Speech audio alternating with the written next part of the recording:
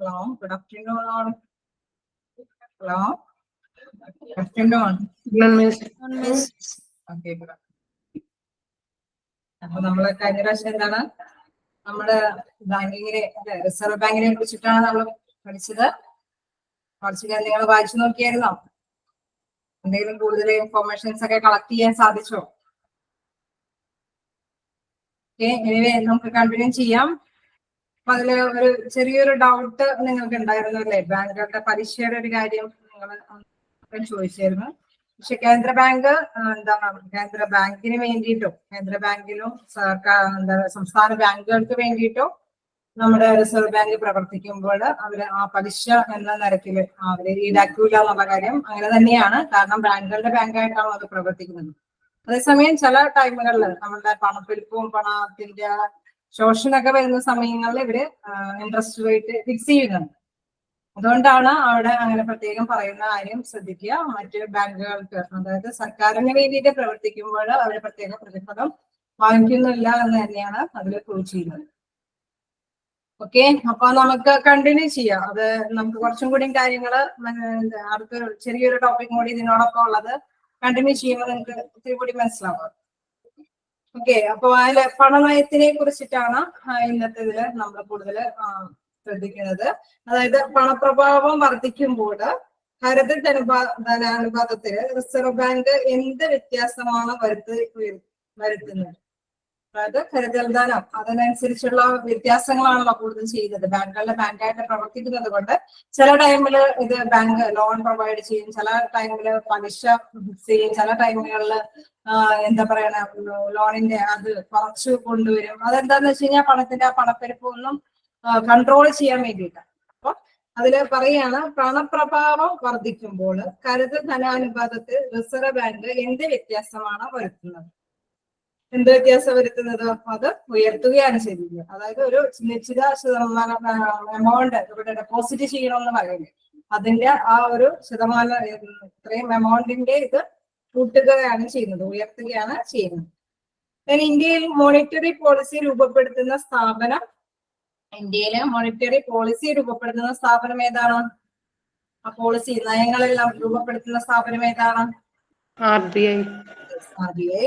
ഇന്നത്തെ രീതിയിലുള്ള ഹരിത ധനാനുപാതം ഇന്ത്യയിൽ നടപ്പാക്കിയ വർഷം, ആ ഇയർ, അങ്ങനത്തെ ഒരു ഹരിത ധനാനുപാതം ഏർപ്പെടുത്തിയ വർഷം ചോദിച്ചാല് 1973. 1973. ഇനി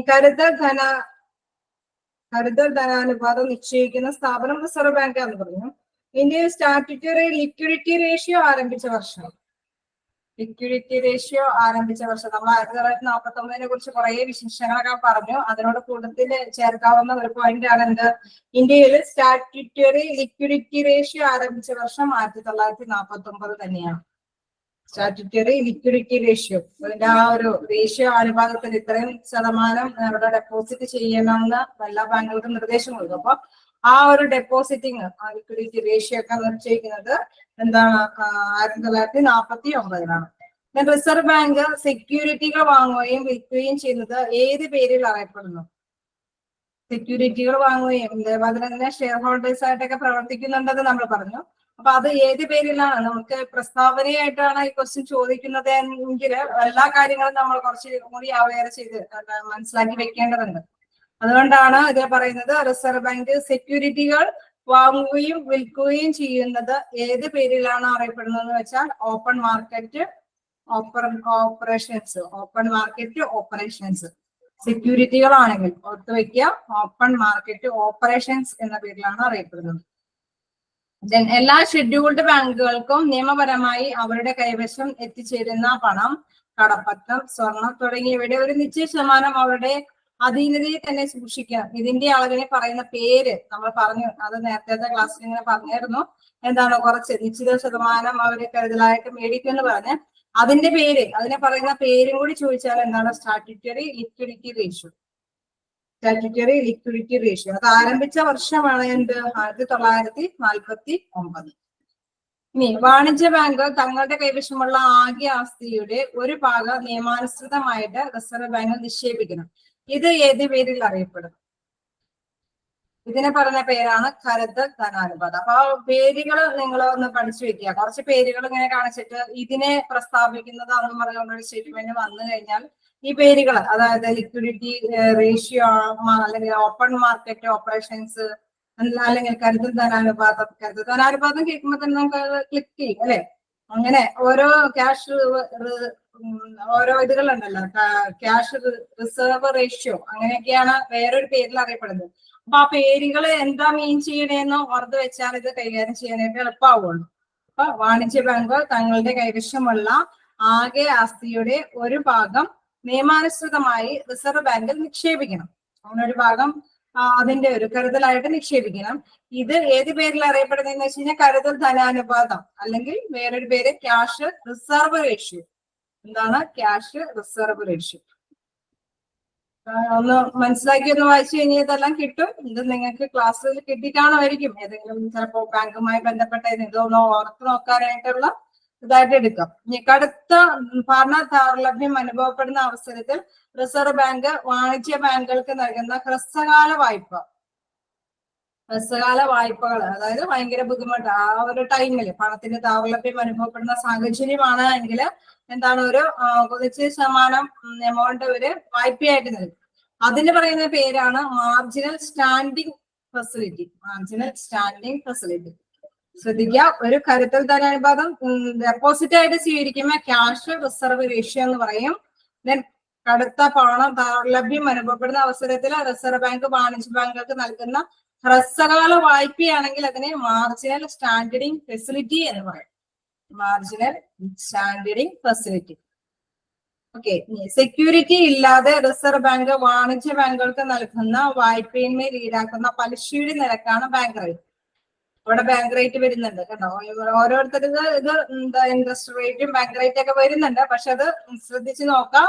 സെക്യൂരിറ്റി ഇല്ലാതെ റിസർവ് ബാങ്ക് വാണിജ്യ ബാങ്കുകൾക്ക് നൽകുന്ന വായ്പയിന്മേൽ ഈടാക്കുന്ന പലിശ നിരക്കാണ് ബാങ്ക് റേറ്റ്.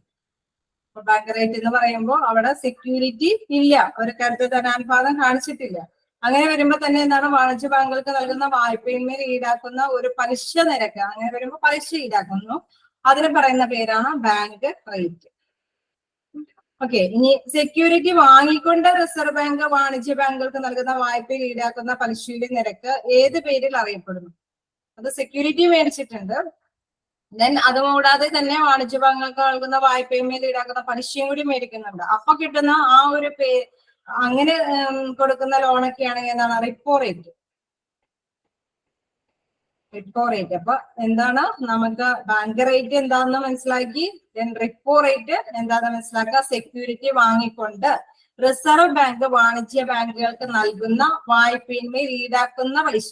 നേരത്തെ എന്താണ് സെക്യൂരിറ്റി ഇല്ല, അപ്പൊ അവിടെ എന്താണ് ബാങ്ക് റേറ്റ് ആണ് പലിശ നിരക്ക്. ദെൻ ഇവിടെ സെക്യൂരിറ്റി വാങ്ങിച്ചിട്ടുണ്ട്, പക്ഷെ അവര് വായ്പയിന്മേൽ ഈടാക്കുന്ന പലിശയും കൂടി ഉണ്ട്. അപ്പൊ അതിനെ പറയുന്ന പേരാണ് റിപ്പോ റേറ്റ്. ഇനി കേന്ദ്ര സർക്കാരിന്റെ മോണിറ്ററി പോളിസി കമ്മിറ്റിയുടെ ചെയർപേഴ്സൺ ആരായിരിക്കും? കേന്ദ്ര സർക്കാരിന്റെ പറഞ്ഞോ, reserve bank governor. Reserve bank governor ആണ് എന്ത് മോണിറ്ററി പോളിസി കമ്മിറ്റിയുടെ ചെയർപേഴ്സൺ. നമ്മൾ പറഞ്ഞു മോണിറ്ററി സംവിധാനമായിട്ട് പ്രവർത്തിക്കുന്നതും എന്താണ് റിസർവ് ബാങ്ക് എന്നൊക്കെ പറഞ്ഞു. അപ്പൊ അതിന്റെ ചെയർപേഴ്സൺ ആരാന്ന് ചോദിച്ചാൽ റിസർവ് ബാങ്ക് ഗവർണറാണ്. മോണിറ്ററി പോളിസി കമ്മിറ്റിയിലെ അംഗങ്ങളുടെ കാലാവധി എത്ര വർഷമാണ്? അപ്പൊ മോണിറ്ററിയുമായിട്ടൊരു ക്വസ്റ്റ്യൻ വരുമ്പോഴാണ്, അതായത് അത് പണനയവുമായി ബന്ധപ്പെട്ട ഒരു ക്വസ്റ്റ്യൻ ആണ് വരുന്നതെങ്കിൽ അതിൽ ഇതെല്ലാം പെടാം. അപ്പോ നിങ്ങൾ കുറച്ച് അറിഞ്ഞിരിക്കുക. ആ ഒരു ചെറിയൊരു ടോപ്പിക് ആണെങ്കിലും റിവേഴ്സ് റിപ്പോ അല്ലെങ്കിൽ മറ്റേ ആ സ്റ്റാറ്റ്യൂട്ടറി എന്താണ് അങ്ങനെയൊക്കെയുള്ള കുറച്ച് കാര്യങ്ങളൊന്ന് മനസ്സിലാക്കിയാൽ മതി. അപ്പൊ നമുക്കത് ആൻസർ അറ്റൻഡ് ചെയ്യാൻ സാധിക്കും. മോണിറ്ററി പോളിസി കമ്മിറ്റിയിലെ അംഗങ്ങളുടെ കാലാവധി എത്ര വർഷം എന്ന് ചോദിച്ചാൽ 4 വർഷമാണ്. വർഷത്തിൽ കുറഞ്ഞത് എത്ര തവണയാണ് മോണിറ്ററി പോളിസി കമ്മിറ്റി യോഗം ചേർന്ന പലിശ നിരക്ക് പ്രഖ്യാപിക്കുന്നത്? അതായത് ഇങ്ങനെ വായ്പയുമായി ബന്ധപ്പെട്ട കാര്യങ്ങള്, പണനയമായിട്ട് പണത്തിന്റെ ദൗർലഭ്യം കൂടുന്നു കുറയുന്നു അങ്ങനെയൊക്കെ വെച്ചിട്ട് ഇവർക്ക് വായ്പ സംവിധാനം അതിന്റെ സെക്യൂരിറ്റി എത്ര നിശ്ചയിക്കണം എന്നൊക്കെ തീരുമാനിക്കുന്നതിന് വേണ്ടിയിട്ട് ഒരു കമ്മിറ്റി കൂടും. ആ കമ്മിറ്റിയുടെ കാലയളവ് എന്ന് പറയുന്നത് 4 വർഷമാണ് അതിലെ അംഗങ്ങളുടെ കാലാവധി. പിന്നെ വീണ്ടും പറയുന്നു, വർഷത്തിൽ കുറഞ്ഞത് എത്ര തവണ മോണിറ്ററി പോളിസി കമ്മിറ്റി യോഗം ചേർന്ന് പലിശ നിരക്ക് പ്രഖ്യാപിക്കാമെന്ന് ചോദിച്ചാൽ 4 തവണ തന്നെയാണ്. അപ്പൊ 4 വർഷം 4 തവണയും റിലേറ്റ് ആയിട്ട് മനസ്സിലാക്കി വെക്കാം. ദെൻ മാർജിനൽ സ്റ്റാൻഡേർഡ് ഫെസിലിറ്റി എന്ന ആശയം റിസർവ് ബാങ്ക് ആദ്യമായി അവതരിപ്പിച്ച വർഷം 2011 ഈ ടേം, അതായത് ഒരുപാട് വർഷങ്ങൾക്ക് മുമ്പുള്ള ഒരു കാര്യമല്ല ഇത്. മാർജിനൽ സ്റ്റാൻഡേർഡ് ഫെസിലിറ്റി എന്ന ആശയം റിസർവ് ബാങ്ക് ആദ്യമായി അവതരിപ്പിച്ച വർഷം 2011 മാർജിനൽ സ്റ്റാൻഡേർഡ് ഫെസിലിറ്റിയിലൂടെ വാണിജ്യ ബാങ്കുകൾക്ക് റിസർവ് ബാങ്കിൽ നിന്ന് വാങ്ങാൻ കഴിയുന്ന കുറഞ്ഞ തുക എത്ര കോടി രൂപയാണ്? കുറഞ്ഞ തുക എന്ന് പറയുന്നത് 1 കോടി രൂപയാണ്. മാർജിനൽ സ്റ്റാൻഡേർഡ് ഫെസിലിറ്റിയിലൂടെ വാണിജ്യ ബാങ്കുകൾക്ക് റിസർവ് ബാങ്കിൽ നിന്ന് വാങ്ങാൻ കഴിയുന്ന കുറഞ്ഞ തുക എത്ര കോടി രൂപയാണെന്ന് ചോദിച്ചാൽ 1 കോടി രൂപയാണ്. ആഴ്ചയിലെ ഏത് ദിവസം ഒഴികെയുള്ള പ്രവൃത്തി ദിവസങ്ങളിലാണ് ബാങ്കുകൾക്ക് മാർജിനൽ സ്റ്റാൻഡേർഡിംഗ് ഫെസിലിറ്റി പ്രയോജനപ്പെടുത്താൻ കഴിയുന്നത്? നമുക്കറിയാം ബാങ്കുകൾക്ക് ചില ദിവസങ്ങളാണല്ലേ. അപ്പൊ ഇതില് ഈ കാര്യത്തിൽ ശ്രദ്ധിക്കുക. എന്താണ്? ആഴ്ചയിലെ ഒരു ദിവസത്തിൽ ശനിയാഴ്ച ഒഴികെയുള്ള പ്രവൃത്തി ദിവസങ്ങളിലാണ് ബാങ്കുകൾക്ക് മാർജിനൽ സ്റ്റാൻഡേർഡിംഗ് ഫെസിലിറ്റി പ്രയോജനപ്പെടുത്താനായിട്ട് സാധിക്കുന്നത്. ഓക്കെ. പിന്നെ വാണിജ്യ ബാങ്കുകളുടെ പക്കൽ നിന്ന് മിച്ചം പണം കടമെടുക്കുമ്പോൾ റിസർവ് ബാങ്ക് നൽകുന്ന പലിശ നിരക്ക് ഏത് പേരിൽ അറിയപ്പെടുന്നു? വാണിജ്യ ബാങ്കുകളുടെ പക്കൽ നിന്ന് അവരുടെ കൈവശം അല്ലെ കൂടുതൽ അധികമായിട്ട് വരുന്ന പണം കടമെടുക്കുകയാണ്. അത് നമുക്കറിയാം. അത് കടം നടത്തുകയും എന്താ പറയുക തരികയും ഒക്കെ ചെയ്യുന്ന ഒരു സംവിധാനമാണ്, കൺട്രോളിംഗ് പവറാണ് റിസർവ് ബാങ്ക് നടത്തുന്നത്. അപ്പൊ അങ്ങനെ ചെയ്യുമ്പോൾ വാണിജ്യ ബാങ്കുകളുടെ പക്കൽ നിന്നും മിച്ചം പണം കടമെടുക്കുമ്പോൾ റിസർവ് ബാങ്ക് നൽകുന്ന പലിശ നിരക്ക് ഏത് പേരിൽ അറിയപ്പെടുന്നു? റിവേഴ്സ് റിപ്പോ നിരക്ക്. നമ്മൾ റിപ്പോ റേറ്റ് എന്താന്നാ പറഞ്ഞത്? സെക്യൂരിറ്റി വാങ്ങിക്കൊണ്ട് റിസർവ് ബാങ്ക് വാണിജ്യ ബാങ്കുകൾക്ക് നൽകുന്ന വായ്പമേൽ ഈടാക്കുന്ന പലിശയാണ് റിപ്പോ റേറ്റ്. അപ്പൊ റിവേഴ്സ് എന്താണ്? സെക്യൂരിറ്റി ഇല്ല അല്ലെ, സെക്യൂരിറ്റി ഒന്നുമില്ല. എന്താണ്? അവിടെ നിന്ന് ഡെപ്പോസിറ്റ് ആയിട്ടാണ് സ്വീകരിക്കുന്നത്. അതായത് വാണിജ്യ ബാങ്കുകളുടെ പക്കൽ നിന്ന് മിച്ചം പണം കടമെടുക്കുമ്പോൾ അവിടെ നിന്നും എടുത്തിട്ട് എന്താണ് പണം കടമെടുക്കുകയാണ് ചെയ്യുന്നത്. അപ്പൊ ബാങ്കുകൾക്ക് എന്താണ് ഒരു പലിശ കൊടുക്കുകയാണ് ചെയ്യുന്നത്. അങ്ങനെ വരുമ്പോൾ എന്താണ്? റിവേഴ്സ് റിപ്പോ റേറ്റ് ആണ് ചെയ്യുന്നത്. അതായത് അവർക്ക് പലിശ കൊടുക്കുകയും മറ്റ് ആ വാണിജ്യ ബാങ്കുകൾക്ക് എന്താണ് റിസർവ് ബാങ്ക് പലിശ കൊടുക്കുകയാണ്. അവരുടെ ആ കൂടുതൽ അധികമായിട്ടുള്ള എമൗണ്ട് ഇവര് മേടിച്ചേക്കണാണ്, റിസർവ് ബാങ്ക് മേടിച്ചേക്കുന്ന കാരണം അവർക്ക് കൊടുക്കുകയാണ്. അപ്പൊ നമ്മൾ ആലോചിക്കാം, ബാങ്കുകൾക്ക് അതായത് റിസർവ് ബാങ്ക് മറ്റ് ബാങ്കുകൾക്ക് എന്തെങ്കിലും കൊടുക്കുന്ന ആ ഒരു കാര്യമാണ് എന്ത്? Reverse repo. റിവേഴ്സ് ആണ് ചെയ്തത്. റിപ്പോ റേറ്റ് എന്ന് പറഞ്ഞു കഴിഞ്ഞാൽ അവര് കടമെടുക്കുമ്പോൾ കൊടുക്കുന്നതാണ്. എന്നിട്ടാണ് സെക്യൂരിറ്റി വാങ്ങിക്കൊണ്ട് റിസർവ് ബാങ്ക് വാണിജ്യ ബാങ്കുകൾക്ക് നൽകുന്ന വായ്പമേൽ ഈടാക്കുന്ന പലിശയുടെ നിരക്ക് ആണ് റിപ്പോ റേറ്റ്. റിവേഴ്സ് റിപ്പോ അവർക്ക് എന്താണ് അധികമുള്ള എമൗണ്ട് എന്താണ് റിസർവ് ബാങ്ക് എടുക്കുകയാണ്. അപ്പൊ അവർക്കൊരു പലിശ അവരുടെ ആ ഒരു പ്രോഫിറ്റ് ആയിട്ട് റിട്ടേൺ ആയിട്ട് നമുക്ക് കൊടുക്കുകയാണ്. അതാണ് റിവേഴ്സ് റിപ്പോ. അപ്പൊ അങ്ങനെ കുറച്ച് പദങ്ങളേ ഉള്ളൂ, പക്ഷെ ഇത് മനസ്സിലാക്കി വെച്ചാൽ മതി. റിപ്പോ റേറ്റ് എന്താണ്, റിവേഴ്സ് റിപ്പോ എന്താണ്, അതായത് അത് തന്നെ അവരെ ഒരു കരുത്തിൽ തന്നെയാണ് പാത്രം. അതിനെ പറയുന്നത് സ്റ്റാറ്റ്യൂട്ടറി ലിക്വിഡിറ്റി റേഷ്യോ അതെന്താണെന്നുള്ള കാര്യം ചെറുതായിട്ട് മനസ്സിലാക്കി കഴിഞ്ഞാൽ ഇതിന്റെ അവരുടെ ടേംസിൽ മനസ്സിലാക്കാനായിട്ട് എളുപ്പമാണ്. ഇനി നമ്മള് പറഞ്ഞിരുന്നത് എന്താണ്? ഈ ബാങ്കുകളുടെ ദേശസാൽക്കരണവുമായി ബന്ധപ്പെട്ട കുറച്ച് ക്വസ്റ്റ്യൻസ് ഒക്കെ നമ്മളോട് ചോദിക്കുന്നുണ്ടെന്ന് പറഞ്ഞു അല്ലെ. അപ്പൊ അതുമായി ബന്ധപ്പെട്ട കുറച്ച് ക്വസ്റ്റ്യൻസ് നോക്കാം. അതിലെ ക്വസ്റ്റ്യൻസ് വരുന്ന ഒരു മോഡൽ ഞാൻ നിങ്ങൾക്ക് തരാം. അതിന് മുമ്പായിട്ട് കുറച്ച് ആ ക്വസ്റ്റ്യൻസിന്റെ ഇത് പഠിച്ചു കഴിഞ്ഞാലാണോ മോഡലിലേക്ക് നമുക്ക് കിടക്കാൻ പറ്റുള്ളൂ. നോക്കാം. ബാങ്ക് ദേശസാൽക്കരണവുമായി ബന്ധപ്പെട്ട് എന്താണെന്ന് വെച്ച് കഴിഞ്ഞാൽ ഇന്ത്യയിൽ ബാങ്കുകളുടെ ദേശസാൽക്കരണം നടന്ന വർഷം നമുക്ക് കറന്റ് ആയിട്ട് അതായത് ഏറ്റവും നിയറസ്റ്റ് ഇയറിന്റെ ആദ്യം നോക്കാം. 2019, 2020 എന്നീ വർഷങ്ങളിൽ ബാങ്ക് ലയനം പ്രഖ്യാപിച്ച ധനമന്ത്രി എന്തായിരിക്കും? ധനമന്ത്രിയുടെ പേരെന്തായിരിക്കും? 2019, 20 ഒക്കെ ആവുമ്പോ ധനമന്ത്രിയുടെ പേരെന്തായിരിക്കും? ഓർത്ത് പറയാ. നിർമ്മല സീതാരാമനാണ്. ഓർത്ത് വയ്ക്കുക. 2019, 2020. സ്റ്റേറ്റ് ബാങ്ക് ഓഫ് ട്രാവൻകൂർ ഉൾപ്പെടെയുള്ള 5 അസോസിയേറ്റ് ബാങ്കുകൾ സ്റ്റേറ്റ് ബാങ്ക് ഓഫ് ഇന്ത്യയിൽ ലയിപ്പിച്ച വർഷം. അതും നമ്മളെ ശ്രദ്ധയിൽപ്പെട്ട കുറച്ച് നാളുകൾക്ക് മുമ്പാണ്. സ്റ്റേറ്റ് ബാങ്ക് ഓഫ് ട്രാവൻകൂർ ഉൾപ്പെടെ 5 അസോസിയേറ്റ് ബാങ്കുകൾ സ്റ്റേറ്റ് ബാങ്ക് ഓഫ് ഇന്ത്യയിൽ, ട്രാവൻകൂറിനെ ഇന്ത്യയിലേക്കാണ് അല്ലെ, അത് ശ്രദ്ധിക്കുക. സ്റ്റേറ്റ് ബാങ്ക് ഓഫ് ട്രാവൻകൂർ ഉൾപ്പെടെ 5 അസോസിയേറ്റ് ബാങ്കുകൾ സ്റ്റേറ്റ് ബാങ്ക് ഓഫ് ഇന്ത്യയിലേക്ക് ലയിപ്പിച്ച വർഷം 2017 ആണ്. ഇനി ദേന ബാങ്ക് 2019 ഏപ്രിൽ 1 ഏത് പൊതുമേഖലാ ബാങ്കിലേക്കാണ് ലയിപ്പിച്ചത്? ദേന ബാങ്ക് അത് ഏത് പൊതുമേഖലാ ബാങ്കിലേക്കാണ് ലയിപ്പിച്ചത്? അത് 2019 ഏപ്രിൽ 1 പൊതുമേഖലയ്ക്ക് ബാങ്കായ എന്താണ് ബാങ്കിലേക്ക് ലയിപ്പിച്ചത്? ആ ബാങ്കിന്റെ പേരെന്താണ്? Bank of Baroda. Bank of Baroda. പിന്നെ വിജയ ബാങ്ക്. ഇതിന്റെ ബാങ്കുകളുടെ പേരൊന്ന് നന്നായി തന്നെ നോട്ട് ചെയ്ത് വെക്കണം, എന്നാലേ ആ ക്വസ്റ്റ്യൻസ് അറ്റൻഡ് ചെയ്യാനായിട്ട് സാധിക്കുള്ളൂ. കുറെ ബാങ്ക് ഉള്ളത് കൊണ്ട് നമുക്ക് പരിചിതമായ ബാങ്ക് ആണെങ്കിലും അത് ഇങ്ങോട്ടേക്ക് ലയിച്ചു എന്ന് മനസ്സിൽ തന്നെ കുറിച്ചിട്ട് വെക്കണം. അപ്പൊ അത് ഓർക്കാനായിട്ട് എളുപ്പമായിരിക്കും. പിന്നെ എന്തായാലും ക്വസ്റ്റ്യൻസ് വരുമ്പോൾ അപ്പൊ പെട്ടെന്ന് ക്യാച്ച് ചെയ്ത് നമ്മുടെ നിയറസ്റ്റ് പ്ലേസിലൊക്കെ ഉള്ള ബാങ്കുകളൊക്കെ അങ്ങോട്ടൊക്കെ കണക്ട് ചെയ്ത് നമ്മുടെ മൈൻഡിലേക്ക് തന്നെ കയറ്റി വെക്കുകയാണെങ്കിൽ നമുക്ക് എളുപ്പം ആൻസർ ചെയ്യാൻ പറ്റും. അപ്പൊ പിന്നെ പറയുന്നത് എന്താണ്? വിജയ ബാങ്ക് 2019 ഏപ്രിൽ 1 ഏത് പൊതുമേഖലാ ബാങ്കിലേക്കാണ് ലയിപ്പിച്ചത്? അതിനെന്താണ്? ബാങ്ക് ഓഫ് ബറോഡ രണ്ട് കാര്യം പറഞ്ഞു, ദേന ബാങ്കും പറഞ്ഞു, അതേപോലെ തന്നെ വിജയ ബാങ്കും പറഞ്ഞു. അത് ഏത് 2 വർഷം ഏതാണ്? 2019. സിൻഡിക്കേറ്റ് ബാങ്ക് 2020 ഏപ്രിൽ 1 ഏത് ബാങ്കിലേക്കാണ് ലയിപ്പിച്ചത്? സിൻഡിക്കേറ്റ് ബാങ്ക് അത് നോക്കാം, കാനറ ബാങ്കിലേക്ക്. കാനറ ബാങ്കിലേക്കാണ് ലയിപ്പിച്ചത്. അപ്പൊ ഇവർക്ക് ഏറ്റവും എളുപ്പം ചോദിക്കാൻ പറ്റുന്ന ക്വസ്റ്റ്യൻ ആയത് എന്താന്ന് വെച്ചാൽ ഇങ്ങനെ കുറെ ബാങ്കുകളാണല്ലോ, എല്ലാത്തിനും ബാങ്ക് ഉണ്ട്, പക്ഷെ അതിനെ ഇങ്ങോട്ടൊക്കെ മാറ്റി ഒന്നിച്ചാക്കിയൊക്കെയാണ്. പക്ഷെ നമ്മളിങ്ങനെ ഓർത്ത് വെക്കുക, നമ്മുടെ പ്ലേസിൽ നമ്മുടെ പ്രദേശത്തിനെ കൂട്ടിക്കണക്കി നമ്മൾ പഠിച്ചു വെക്കുമ്പോൾ നമുക്ക് അത് ക്ലിക്ക് ചെയ്യാൻ സാധിക്കും. അപ്പൊ എന്താണ്? സിൻഡിക്കേറ്റ് ബാങ്ക് 2020 ഏപ്രിൽ 1 ലയിപ്പിച്ചത് ഏത് ബാങ്കിലേക്ക്? കാനറ ബാങ്കിലേക്ക്. പിന്നെ അലഹബാദ് ബാങ്ക് 2020 ഏപ്രിൽ 1 ഏത് ബാങ്കിലേക്കാണ് ലയിപ്പിച്ചത്? Indian bank. ഇന്ത്യൻ ബാങ്കിലേക്കാണ് എന്ത്? Allahabad bank 2020 April 1.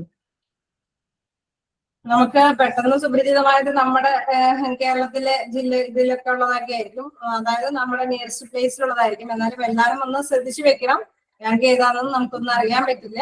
അപ്പൊ അതൊക്കെ കൃത്യമായി തന്നെ പഠിക്കണം. അലഹബാദ് ബാങ്ക് 2020 ഏപ്രിൽ 1 ഏത് ബാങ്കിലേക്കാണ് ലയിപ്പിച്ചത്? Indian bank. പിന്നെ ആന്ധ്ര ബാങ്ക്, കോർപ്പറേഷൻ ബാങ്ക് എന്നിവ 2020 ഏപ്രിൽ 1 ഏത് ബാങ്കിലേക്കാണ് ലയിപ്പിച്ചത്? 2020 ഏപ്രിൽ 1 ആന്ധ്ര ബാങ്കും കോർപ്പറേഷൻ ബാങ്കും ലയിപ്പിച്ചത് ഇതിലേക്ക് യൂണിയൻ ബാങ്ക് ഓഫ് ഇന്ത്യ. ആന്ധ്രയും കോർപ്പറേഷനും ഒക്കെ എന്താണ്? യൂണിയൻ ബാങ്കിലേക്കാണ് ലയിപ്പിച്ചത്. ആന്ധ്രയും കോർപ്പറേഷൻ ബാങ്കൊക്കെ യൂണിയൻ ബാങ്കിലേക്ക് ലയിപ്പിച്ചു എന്നാണ് 2020 ലയിപ്പിച്ചത്. യൂണിയൻ ബാങ്കിലേക്കാണ് ലയിപ്പിച്ചത്. ഈ oriental bank of commerce, united bank of India എന്നിവ 2020 ഏപ്രിൽ മിക്കവാറും അത് ഏപ്രിൽ 1 മിക്കവാറും അങ്ങനെ തന്നെയായിരിക്കും. നമ്മുടെ ഫിനാൻഷ്യൽ ഇയർ പോലെ ഇയർ ആയതുകൊണ്ട് ഇങ്ങനെ അത് മിക്കവാറും അങ്ങനെയൊക്കെ തന്നെയായിരിക്കും. പക്ഷെ ആ ഡേറ്റ് നിങ്ങൾക്ക് ഓർക്കാൻ വേണ്ടി എളുപ്പമായിരിക്കും.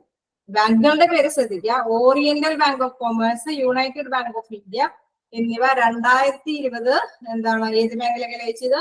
Punjab national bank. Punjab national bank. ഇനി ബാങ്ക് ലയത്തിന് ശേഷം ഇന്ത്യയിലെ പൊതുമേഖലാ ബാങ്കുകളുടെ എണ്ണം അത് ശ്രദ്ധിക്കാം. അപ്പൊ നിങ്ങൾക്ക് ഇത്രയും ബാങ്ക് പഠിച്ചാൽ മതി എന്നുള്ള ഒരു സമാധാനം കിട്ടും. ബാങ്ക് ലയത്തിന് ശേഷം ഇന്ത്യയിലെ പൊതുമേഖലാ ബാങ്കുകളുടെ എണ്ണം 12 എണ്ണമാണ്. അപ്പൊ 12 പൊതുമേഖലാ ബാങ്കുകളാണ്. അതിലേക്കൊക്കെയാണ് മിക്കവാറും ഒക്കെ ലയിച്ചേക്കുന്നത്. അപ്പൊ കുറച്ച് പേരുകൾ നിങ്ങൾ ഇങ്ങനെ പഠിച്ചു പോയി കഴിയുമ്പോൾ നിങ്ങൾക്ക് അത് പെട്ടെന്ന് ഈസി ആയിട്ട് കൈകാര്യം സാധിക്കും. പിന്നെ ഈ ലയിക്കാൻ പോണ ബാങ്കുകളെ കുറിച്ച് പഠിച്ചാൽ മതി. 12 പൊതുമേഖലാ ബാങ്കുകളാണ് എന്താണ്? പൊതുമേഖലാ ബാങ്കുകളാണ് ഇന്ത്യയില് ലയത്തിന് ശേഷം ഇന്ത്യയില് ഉള്ളത്. പൊതുമേഖലാ ബാങ്കുകളുടെ എണ്ണം 12. ഇനി ഒരു ബാങ്കിലും ലയിക്കാത്ത സ്വതന്ത്രമായി നിലകൊണ്ട ബാങ്കുകൾ എത്ര? ഒരു ബാങ്കിലും ലയിക്കാതെ സ്വതന്ത്രമായി തന്നെ നിലകൊള്ളുന്ന ബാങ്കുകളുടെ എണ്ണം ചോദിച്ചാൽ 6 എണ്ണമാണ്. Indian overseas bank, UCO bank, bank of Maharashtra, Punjab and Sindh bank, bank of India, central bank of India. അപ്പൊ അതൊന്നും വേറെ ഒന്നിലേക്കും ലയിച്ചിട്ടൊന്നുമില്ല. അപ്പൊ എന്താണ് പറയുന്നത്? ഈ 6 ബാങ്ക് സ്വതന്ത്രമായിട്ട് നിലകൊള്ളുന്നതാണ്. 12 ബാങ്ക് പൊതുമേഖലാ ബാങ്കുകളായിട്ട് ലയത്തിന് ശേഷമുള്ളതാണ്. പിന്നെ 6 ബാങ്ക് സ്വതന്ത്രമായി തന്നെ ഇന്നും നിലനിൽക്കുന്നതാണ്. എന്താണ്? Indian overseer bank, UCO bank, bank of Maharashtra, Punjab and Sindh bank, bank of India, central bank of India. നിങ്ങൾക്ക് നോട്ട് ചെയ്തോളോന്ന് എനിക്ക് അറിയില്ല. എന്തായാലും 6 ബാങ്ക് ഉണ്ടെന്നെങ്കിലും ഓർത്ത് വെച്ചേക്കാം. ഇനി കേരളത്തിലെ ആദ്യത്തെ സ്വകാര്യ ബാങ്കായ പറഞ്ഞ സ്വകാര്യ ബാങ്ക് ഏതാ? അത് പിന്നീട് ഏത് ബാങ്കിലേക്കാണ് ലയിപ്പിച്ചത്? അതും നമ്മൾ പഠിച്ചു പോയ കാര്യമാണ്. നിങ്ങൾക്ക് അറിയാൻ പറ്റും, ഓർത്ത് നോക്കിയാൽ അറിയാം. ഏത് ബാങ്കായിട്ടാണ്? നെടുങ്ങാടി ബാങ്ക്. കേരളത്തിലെ ആദ്യ സ്വകാര്യ ബാങ്കായ നെടുങ്ങാടി ബാങ്ക് ഏത് ബാങ്കായിട്ടാണ് ലയിച്ചത്? Punjab national bank. പഞ്ചാബ്, അത് എന്തായാലും മസ്റ്റായിട്ട് ഓർത്ത് വെച്ചേക്കണം. എന്താണ്? കേരളത്തിലെ ആദ്യത്തെ സ്വകാര്യ ബാങ്കായ നെടുങ്ങാടി ബാങ്ക് ഏത് ബാങ്കിലേക്കാണ് ലയിച്ചത്? Punjab national bank. ഓക്കെ, അപ്പൊ അത് 2019-20 ആ ഒരു നിയറസ്റ്റ് പ്ലേസും ഉള്ള കുറച്ച് കാര്യങ്ങളാണ് ഞാൻ പറഞ്ഞത്. വീണ്ടും ബാങ്ക് ദേശസാൽക്കരണത്തിനെ കുറിച്ച് തന്നെ പറയാം. കുറച്ചും കൂടി കാര്യങ്ങൾ ശ്രദ്ധിച്ചെങ്കിൽ ചിലപ്പോൾ മാർക്ക് സ്കോർ ചെയ്യാൻ പറ്റിയാലോ. അപ്പൊ നോക്കുക, ഇന്ത്യയിൽ ബാങ്കുകളുടെ ദേശസാൽക്കരണം നടന്ന വർഷങ്ങൾ 1969-80. ഇപ്പോഴും നടന്നു അല്ലെ. പക്ഷെ ആദ്യമായിട്ട് ഇന്ത്യയിലെ ആ ബാങ്ക് ആദ്യ കാലഘട്ടങ്ങളില് ഇന്ത്യ ബാങ്ക് ഈ ദേശസാൽക്കരണം നടന്ന ഇയേഴ്സിന് പ്രാധാന്യമുണ്ട്. അപ്പൊ 1969, 1980 കാലഘട്ടങ്ങളിൽ അത് ശ്രദ്ധിച്ചു വെക്കാം. ഇന്ദിരാഗാന്ധി ബാങ്കുകൾ ആദ്യമായി ദേശസാൽക്കരിച്ച വർഷം. ഇന്ദിരാഗാന്ധി ബാങ്കുകൾ ആദ്യമായി ദേശസാൽക്കരിച്ച വർഷം എന്തായിരിക്കും? 1969 ഇന്ദിരാഗാന്ധി ദേശസാൽക്കരിച്ചത് അല്ലെ. 1969 ദേശസാൽക്കരിച്ച ബാങ്കുകളുടെ എണ്ണം എത്രയായിരുന്നു? 14. 14. 1969 ബാങ്ക് ദേശസാൽക്കരിച്ചപ്പോൾ ധനമന്ത്രി ആയിരുന്നത് നമ്മൾ പറഞ്ഞത് ആരായിരുന്നു? ഇങ്ങനെ ഒരു ചോദ്യം ചോദിച്ചാൽ നിങ്ങൾ ആകെ കൺഫ്യൂഷൻ ആവോ? ധനമന്ത്രി ഇന്ദിരാഗാന്ധി. 1969 ബാങ്കുകൾ ദേശസാൽക്കരിച്ചപ്പോൾ ധനമന്ത്രി ആരായിരുന്നു എന്ന് ചോദിച്ചാൽ ഇന്ദിരാഗാന്ധി തന്നെയാണ്. ഓക്കെ, ഇന്ദിരാഗാന്ധി ബാങ്കുകൾ ആദ്യമായി ദേശസാൽക്കരിച്ച വർഷം ഏതാന്ന് ചോദിച്ചാൽ 1969. ആ ടൈമിലെ ധനകാര്യ മന്ത്രി അല്ലെ, അദ്ദേഹം ഇന്ദിരാഗാന്ധി ആയിരുന്നു. 1969 ബാങ്കുകൾ ദേശസാൽക്കരിച്ചപ്പോൾ ആക്ടിംഗ് രാഷ്ട്രപതി ആരായിരുന്നു? ആ ടൈമിലെ രാഷ്ട്രപതി ആക്ടിംഗ് രാഷ്ട്രപതി ആയിരുന്നു. അതാരായിരുന്നു? നിങ്ങൾ പഠിച്ചു പോയതാണ്, മറന്നു പോയതായിരിക്കുള്ളൂ. VV ഗിരി അല്ലെ. നമ്മൾ ആ ടൈമിലൊക്കെ പഠിച്ചു പോയിട്ടുണ്ടാവും ഇത്. VV ഗിരി. ഇപ്പൊ വീണ്ടും ഇങ്ങനെ ക്വസ്റ്റ്യൻസ് ഒക്കെ വരുന്ന കൊണ്ടാണ് ഞാൻ അതൊന്നും നോക്കിയത്. VV ഗിരി. ഒന്നാം ഘട്ട ബാങ്ക് ദേശസാൽക്കരണത്തില് 1969 എത്ര രൂപയിൽ കൂടുതൽ നിക്ഷേപമുള്ള ബാങ്കുകളെയാണ് ദേശസാൽക്കരിച്ചത്? എത്ര രൂപയിൽ കൂടുതൽ നിക്ഷേപമുള്ള ബാങ്കുകളെയാണ് ദേശസാൽക്കരിച്ചത്? 50 കോടി. 50 കോടി. ഞാൻ വെയിറ്റ് ചെയ്ത് അതുകൊണ്ടാണ്, നിങ്ങൾക്ക് അറിയാൻ പറ്റുന്ന കാര്യം തന്നെയാണ്. ഇതൊന്ന് മെമ്മറി പുതുക്കിയാൽ മതി. 1969 കണക്ക്. അതായത് ഇന്ദിരാഗാന്ധി ആയിരുന്നു ആ ടൈമില് എന്താണ് ആക്ടിംഗ് ആയിട്ടുള്ള വ്യക്തി ആയിരുന്നു? VV ഗിരി രാഷ്ട്രപതി ആയിരുന്നു. പിന്നെ എത്ര ബാങ്കുകളായിരുന്നു? 14 ബാങ്കായിരുന്നു. എത്ര രൂപയിൽ കൂടുതലുള്ള നിക്ഷേപം? 50 കോടിയിൽ കൂടുതലുള്ള ബാങ്കുകളെയാണ് ദേശസാൽക്കരിച്ചത് എന്നുള്ള കാര്യം കൂടി ഓർത്ത് വെച്ചേക്കാം. പിന്നെ ആ ടൈമിലെ ധനകാര്യ മന്ത്രിയും കൂടി ആയിരുന്നു ഇന്ദിരാഗാന്ധി എന്ന് ഓർത്ത് വെക്കാം. ഇന്ത്യയിൽ 1969 ബാങ്ക് ദേശസാൽക്കരണം നടന്നപ്പോൾ റിസർവ് ബാങ്ക് ഗവർണർ ആരായിരുന്നു? ലക്ഷ്മികാന്ത് ജ. ലക്ഷ്മികാന്ത് ജ അതന്നെയാണ്. രണ്ടാം ഘട്ട ബാങ്ക് ദേശസാൽക്കരണം നടപ്പിലാക്കിയത് എന്നാണ് പറഞ്ഞു? 1980. ഡേറ്റ് ഓർമ്മയുണ്ടാവും? ഏപ്രിൽ 15. ഏപ്രിൽ 15. ഇനി അവിടെ ബാങ്കുകളുടെ എണ്ണം എത്രയായിരുന്നു ആ ടൈമില്? 6 ബാങ്ക്. രണ്ടാം ഘട്ട ബാങ്ക് ദേശസാൽക്കരണത്തില് എത്ര രൂപയിൽ കൂടുതൽ നിക്ഷേപമുള്ള ബാങ്കുകളായിരുന്നു? 200 കോടി. 50 കോടി എന്നുള്ളത് 200. ഇത് ഏത് ടോപ്പിക്കാന്ന് ചോദിക്കുന്നത്? ഞാനിപ്പോ ബാങ്കുകളുടെ കണ്ടിന്യൂവേഷൻ ആണ് എടുക്കുന്നത്. റിസർവ് ബാങ്ക് എടുത്തു, അതുമായി ചെറിയ റിലേറ്റ് ചെയ്തിട്ടുള്ള കാര്യങ്ങൾ. എല്ലാ ബാങ്കുകളും ഉൾപ്പെടുത്തിയിട്ടില്ല. ബാങ്കിന്റെ ദേശസാൽക്കരണം. പിന്നെ എനിക്ക് ഒന്ന് തോന്നിയത് ബാങ്കിന്റെ ആസ്ഥാനം എപ്പോഴും ചോദിക്കാറുണ്ട്. അപ്പൊ 2-3 സംഗതികളൊക്കെ ഒന്ന് നോട്ട് ചെയ്യാൻ ഓർത്തിട്ടാണ്. അതും ഇത് റിലേറ്റഡ് ആയിട്ടുള്ള പ്രസ്താവന പോലെയുള്ള ക്വസ്റ്റ്യൻസ് ആണ് മെയിൻ ആയിട്ട് കാണുന്നത്. അപ്പൊ അതും ഒരുപാട് ബാങ്കുകൾ ഉള്ള കാരണം കൊണ്ടാണ് ഈ ക്വസ്റ്റ്യൻസ് കൂടുതൽ അവരെ ചോദിക്കുന്നത് തന്നെ. നമുക്ക് കൺഫ്യൂഷൻ ഉണ്ടാക്കണമല്ലോ, അതാണല്ലോ അവരുടെ മെയിൻ എയിം. അപ്പൊ നോക്കാം എന്താണ് 200 കോടി. അപ്പൊ 50 കോടി നമ്മൾ പറഞ്ഞു 1969. തന്നെ 1980 80 വന്നപ്പോ 200 കോടിയിൽ മേലെയുള്ള ആസ്തികളാണ് അവർ ദേശസാൽക്കരിച്ചത്. അതന്നെ ആ ടൈമില് ഗവർണർ ആരായിരുന്നു? ഓർത്തോ? ഓർമ്മയിൽ നിന്ന് വരും. ജി പട്ടേൽ. ഓക്കെ, പട്ടേൽ ആയിരുന്നു എന്താണ് ആ ടൈമില് റിസർവ് ബാങ്ക് ഗവർണർ.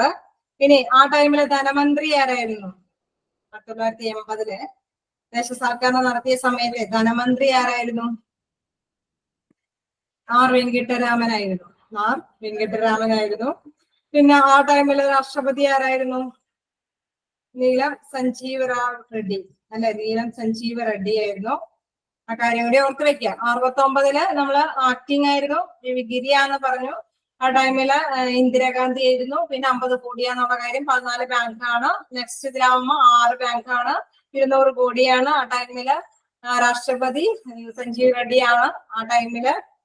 പിന്നെ എന്താ ഗവർണറിനെ ചോദിക്കുമ്പോൾ ആർ വെങ്കിട്ടരാമനാണ്, സോറി പട്ടേലാണ്. അതേസമയം ധനമന്ത്രി ആരാന്ന് ചോദിക്കുമ്പോൾ ആർ വെങ്കിട്ടരാമനായിരുന്നു. ഓക്കെ, ഇനി ഒന്നാം ബാങ്ക് ദേശസാൽക്കരണം നടന്ന പഞ്ചവത്സര പദ്ധതി ഏതായിരുന്നു ചോദിച്ചാൽ എന്തായിരിക്കും? ടൈമിലെ പഞ്ചവത്സര പദ്ധതി ഏതാണെന്ന് ചോദിച്ചാല് 4. ആണ്. അതേസമയം മറ്റേത് രണ്ടാം ബാങ്ക് ദേശസാൽക്കരണം നടന്ന സമയത്തെ പദ്ധതി എന്തായിരുന്നു? ഓക്കെ, നിങ്ങൾ തന്നെ ഓർമ്മയിൽ നിന്ന് കൊണ്ടുവന്നോട്ടെ. 6ാം പദ്ധതി. 6ാം പദ്ധതി അല്ലെ? പഞ്ചവത്സര പദ്ധതിയിലെ 6ാം പദ്ധതിയിലെ ടൈമിലാണ് 1980 കാര്യം ഞാൻ പറഞ്ഞു. അപ്പൊ അതില് നമ്മൾ ജസ്റ്റ് എന്താ പറയുക, ആദിത്യ ദേശസാൽക്കരണ 2 ഘട്ടങ്ങളെ കുറിച്ച് പറഞ്ഞു. ആ ടൈമിലുള്ള കാര്യങ്ങൾ നമ്മൾ പറഞ്ഞു. പിന്നെ ഇപ്പോ നിലവിലെ ഒരു ബാങ്ക് ദേശസാൽക്കരണവുമായി ബന്ധപ്പെട്ട് അല്ലെ, നിലവിലെ കുറച്ച് തൊട്ട് നിയറസ്റ്റ് ആയിട്ടുള്ള കുറച്ച് കാര്യങ്ങളാണ് നമ്മൾ ആദ്യം ഡിസ്കസ് ചെയ്തത്. 2019-ലെയും 20-ലെയും ആ പേരുകളൊക്കെ ഒന്ന് നിങ്ങൾ ഓർത്ത് വെക്കുക. ഒരുപാട് കാര്യങ്ങളൊന്നും ഡിസ്കസ് ചെയ്തിട്ടില്ല, കാരണം എല്ലാം പഠിച്ച് ഉള്ളതിന് പോകുന്നതിനേക്കാളും ബെറ്റർ കുറച്ച്. ഇപ്പൊ നമ്മൾ ഇന്നെടുത്തത് കുറച്ച് ഭാഗമാണ്. അപ്പൊ അത് നിങ്ങൾ എന്തായാലും മസ്റ്റായിട്ട് കീപ്പ് ചെയ്ത് വെക്കാം. പിന്നെ വീണ്ടും നമുക്ക് വീണ്ടും പറയേണ്ടതില്ലല്ലോ അല്ലെ? ബാങ്ക് മറ്റേ 2019-20 ഒന്നും കൂടി റിപ്പീറ്റ് ചെയ്യേണ്ടതുണ്ടോ? വേണ്ട. നിർമ്മല സീതാരാമന്റെ ഒക്കെ കുറച്ചും കൂടി നിങ്ങൾ കറണ്ട് അഫയേഴ്സിന് കൂടുതൽ കളക്ട് ചെയ്യുമ്പോൾ കിട്ടിപ്പോകുന്നുണ്ടാവും. എന്നാലും അത് മെമ്മറിയിൽ തന്നെ വെക്കുക, കാരണം അതുമായി ബന്ധപ്പെട്ട ക്വസ്റ്റ്യൻസ് വന്നത്. ഇനി ബാങ്കുകളും ആസ്ഥാനങ്ങളും നോക്കാം. ബാങ്കുകളും ആസ്ഥാനങ്ങളെയും കുറിച്ചിട്ട് നോക്കാം. പഞ്ചാബ് നാഷണൽ ബാങ്കിന്റെ ആസ്ഥാനം ഏതാണ്?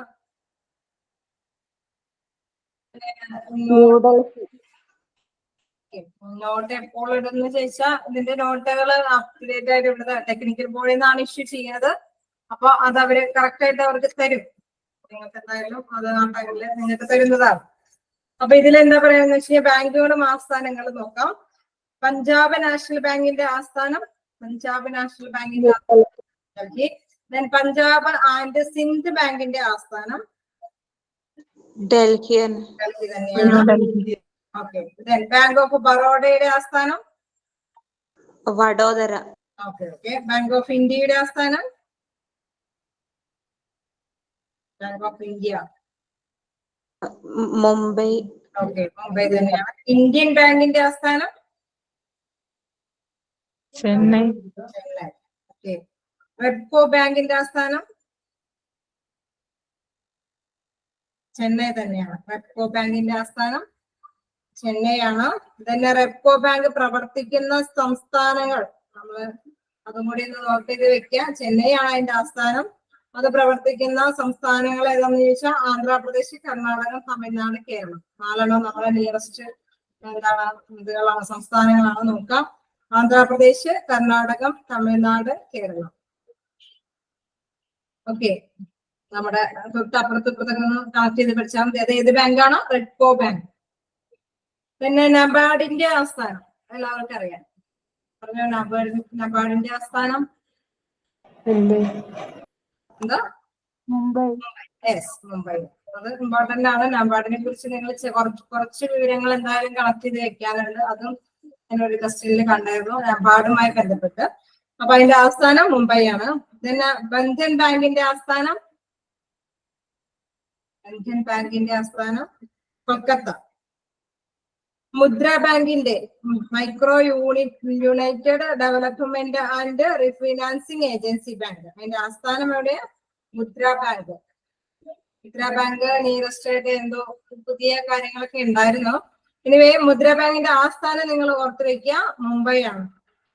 മുദ്ര ബാങ്കിന്റെ ഫുൾ ഫോം എന്ന് പറയുന്നത് micro units development and refinance agency bank. Micro units development and refinance agency bank. അതിന്റെ ആസ്ഥാനം എന്ന് പറയുന്നത് മുംബൈ ആണ്. യൂണിറ്റ് ട്രസ്റ്റ് ഓഫ് ഇന്ത്യയുടെ ആസ്ഥാനം. യൂണിറ്റ് ട്രസ്റ്റ് ഓഫ് ഇന്ത്യയുടെ ആസ്ഥാനം മിക്കവാറും ഇതിന്റെയൊക്കെ ആസ്ഥാനം മുംബൈയും ചെന്നൈയും ഡൽഹിയൊക്കെയാണ്. പക്ഷെ അത് മാറിപ്പോവാതിരിക്കാനായിട്ട് ശ്രമിക്കുക. കാരണം ക്വസ്റ്റ്യൻസ് വരുമ്പോൾ ഇതിന്റെ ആസ്ഥാനം വെച്ചിട്ട് ചോദിക്കുന്നത്. അപ്പൊ അത് മാറിപ്പോവാതിരിക്കാനായിട്ട് നിങ്ങൾ ശ്രമിക്കുക. പിന്നെ അതിൽ വീണ്ടും പറയുന്നുണ്ട് ഇൻഡസ്ട്രിയൽ ഡെവലപ്മെന്റ് ബാങ്ക് ഓഫ് ഇന്ത്യയുടെ ആസ്ഥാനം. ഇൻഡസ്ട്രിയൽ ഡെവലപ്മെന്റ് ബാങ്ക് ഓഫ് ഇന്ത്യയുടെ ആസ്ഥാനം. ഇൻഡസ്ട്രിയൽ ഡെവലപ്മെന്റ് ബാങ്ക് ഓഫ് ഇന്ത്യയുടെ ആസ്ഥാനം ആരെങ്കിലും നേരത്തെ പറഞ്ഞവര് ഒന്നുകൂടി ആലോചിക്കാമോ? മുംബൈ ആണ്. ഇൻഡസ്ട്രിയൽ ഡെവലപ്മെന്റ് ബാങ്ക് ഓഫ് ഇന്ത്യയുടെ ആസ്ഥാനം എവിടെയാ? മുംബൈ ആണ്. പിന്നെ HDFC അല്ലട്ടോ, അതിന്റെ ആസ്ഥാനം മുംബൈ തന്നെയാണ്. HDFC ബാങ്കിന്റെ ആസ്ഥാനം മുംബൈ ആണ്. വേറൊരെണ്ണം കൂടി ഉണ്ട്, HSBC ബാങ്ക് ഓഫ് ഇന്ത്യയുടെ ആസ്ഥാനം, അത് മുംബൈ തന്നെയാണ്. HSBC ബാങ്ക് ഓഫ് ഇന്ത്യയുടെ ആസ്ഥാനം മുംബൈ ആണ്. പിന്നെ small industries development bank of ഇന്ത്യയുടെ ആസ്ഥാനം. Small industries development bank of ഇന്ത്യയുടെ ആസ്ഥാനം. Small industries development bank of ഇന്ത്യയുടെ ആസ്ഥാനം ലക്നൗ ആണ്. ക്വസ്റ്റ്യൻ ആണ്. സ്റ്റേറ്റ് ബാങ്ക് ഓഫ് ഇന്ത്യയുടെ ആസ്ഥാനം. സ്റ്റേറ്റ് ബാങ്ക് ഓഫ് ഇന്ത്യയുടെ ആസ്ഥാനം. സ്റ്റേറ്റ് ബാങ്ക് ഓഫ് ഇന്ത്യയുടെ ആസ്ഥാനം എല്ലാവരും പഠിച്ചു പോയതായിരിക്കും. ഒന്ന് പറഞ്ഞു നോക്കി. മുംബൈ ആണ്. സ്റ്റേറ്റ് ബാങ്ക് ഓഫ് ഇന്ത്യയുടെ ആസ്ഥാനം മുംബൈ ആണ്. ദെൻ ഇന്ത്യൻ ഓവർസീസ് ബാങ്കിന്റെ ആസ്ഥാനം. ഇന്ത്യൻ ഓവർസീസ് ബാങ്കിന്റെ ആസ്ഥാനം ചെന്നൈ ആണ്. ഓവർസീസ് ബാങ്കിന്റെ ആസ്ഥാനം ചെന്നൈ ആണ്. ഇനി ബാങ്ക് ഓഫ് മഹാരാഷ്ട്രയുടെ ആസ്ഥാനം. ബാങ്ക് ഓഫ് മഹാരാഷ്ട്രയുടെ ആസ്ഥാനം. Bank of Maharashtra. പറഞ്ഞോ, മഹാരാഷ്ട്ര എന്ന് പറയുമ്പോ തന്നെ അറിയാലോ. പറഞ്ഞോ, മഹാരാഷ്ട്ര. പൂനെയിലാണ് അതിന്റെ ആ പ്ലേസിൽ. മഹാരാഷ്ട്രയുടെ ആസ്ഥാനം പൂനെയാണ്. യുണൈറ്റഡ് ബാങ്ക് ഓഫ് ഇന്ത്യയുടെ ആസ്ഥാനം കൊൽക്കത്തയിലേക്ക് യുണൈറ്റഡ് ബാങ്ക് ഓഫ് ഇന്ത്യ ജയിച്ചു. അപ്പൊ അതിന്റെ ആസ്ഥാനം എവിടെയാണ്? കൊൽക്കത്ത. ഓക്കെ. യൂക്കോ ബാങ്കിന്റെ ആസ്ഥാനം കൊൽക്കത്ത. യൂണിയൻ ബാങ്ക് ഓഫ് ഇന്ത്യയുടെ ആസ്ഥാനം union. State bank, Indian bank, union bank എന്നൊക്കെ പറയുമ്പോ കൺഫ്യൂഷനാണ്. അപ്പൊ അതുകൊണ്ട് തന്നെ മുംബൈ ആണ്. യൂണിയൻ ബാങ്ക് ഓഫ് ഇന്ത്യയുടെ ആസ്ഥാനം മുംബൈ ആണ്. നിങ്ങൾ അതുകൊണ്ട് തന്നെ അത് ശ്രദ്ധിച്ച് തന്നെ ഒരു ടേബിളൊക്കെ വരച്ചിട്ട് അത് നിങ്ങളുടേതായ ഭാഷയിൽ നിങ്ങൾ പഠിച്ചു വെക്കുക. അപ്പൊ ഓർക്കാനായിട്ട് എളുപ്പമായിരിക്കും. ഇനി എന്താ, ഇന്ത്യയിൽ ആദ്യമായി ISO സർട്ടിഫിക്കേഷൻ ലഭിച്ച ബാങ്കാണ്. ബാങ്കാന്നറിയുമോ? ISO സർട്ടിഫിക്കറ്റ് ലഭിച്ച ബാങ്ക് നിങ്ങൾ കേട്ടുപോയിട്ടുണ്ടാവും. കാനറ ബാങ്കാണ്. ISO സർട്ടിഫിക്കേഷൻ ലഭിച്ച ബാങ്ക് കാനറ ബാങ്കാണ്. അതിന്റെ ആസ്ഥാനം എവിടെയാണ്? കാനറ ബാങ്കിന്റെ ആസ്ഥാനം പറഞ്ഞോളൂ. ബാംഗ്ലൂർ. അതെ, ബാംഗ്ലൂരാണ്. എന്താണ്? കാനറ ബാങ്കിന്റെ ആസ്ഥാനം ബാംഗ്ലൂരാണ്. ആ ബാങ്കാണ് ഇന്ത്യയിൽ ആദ്യമായിട്ട് ISO സർട്ടിഫിക്കറ്റ് ലഭിച്ചത്. ഇനി എക്സിം ബാങ്കിന്റെ ആസ്ഥാനം. എക്സിം ബാങ്കിന്റെ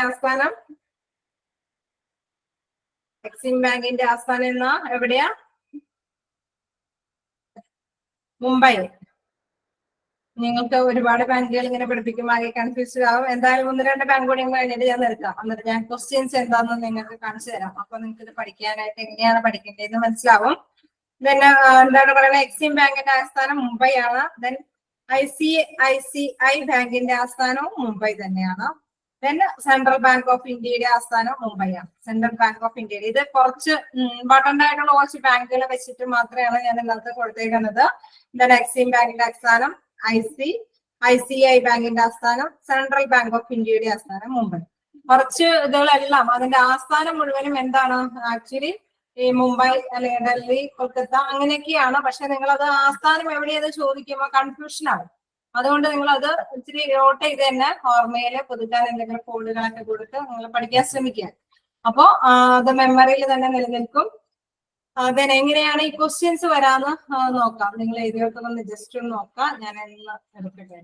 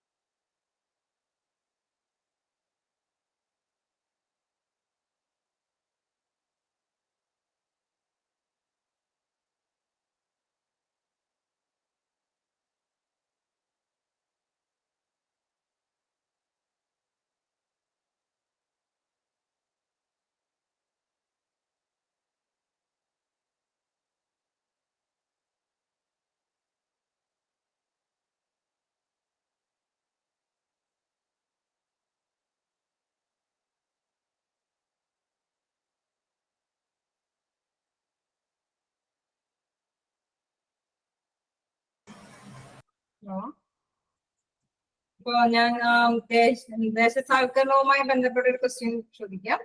താഴെ കൊടുത്തിരിക്കുന്നവയിൽ ശരിയായ പ്രസ്താവനകൾ ഏതെല്ലാം? ഇന്ത്യൻ ഭരണഘടനയിൽ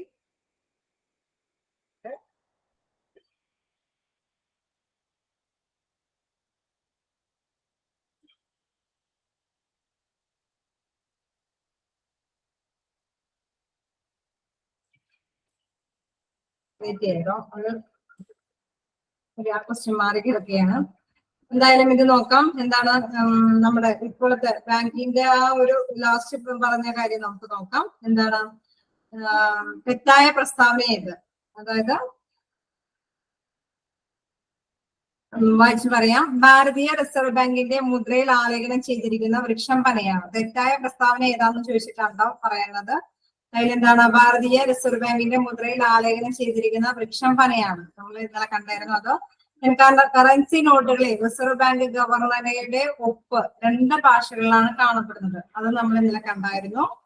കൽക്കട്ട, ബോംബെ, മദ്രാസ് പ്രസിഡൻസി ബാങ്കുകളുടെ ലയന ഫലമായി 1921 ജനുവരി 27 നിലവിൽ വന്ന ബാങ്കാണ് ഇംപീരിയൽ ബാങ്ക് ഓഫ് ഇന്ത്യ.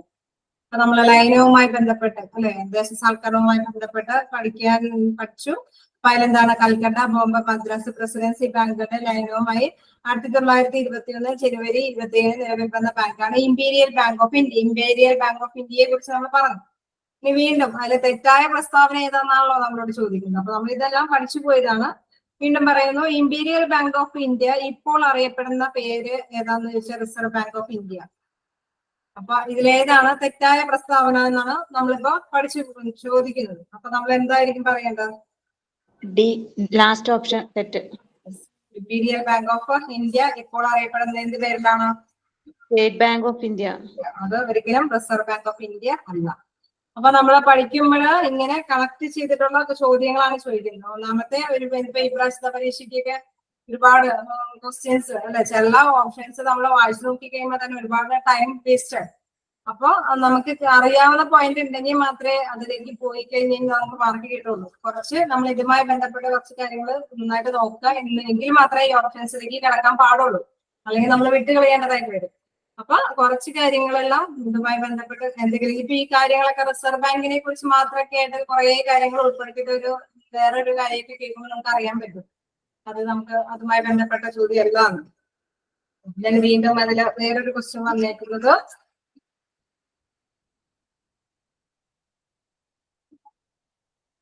നോക്കാം.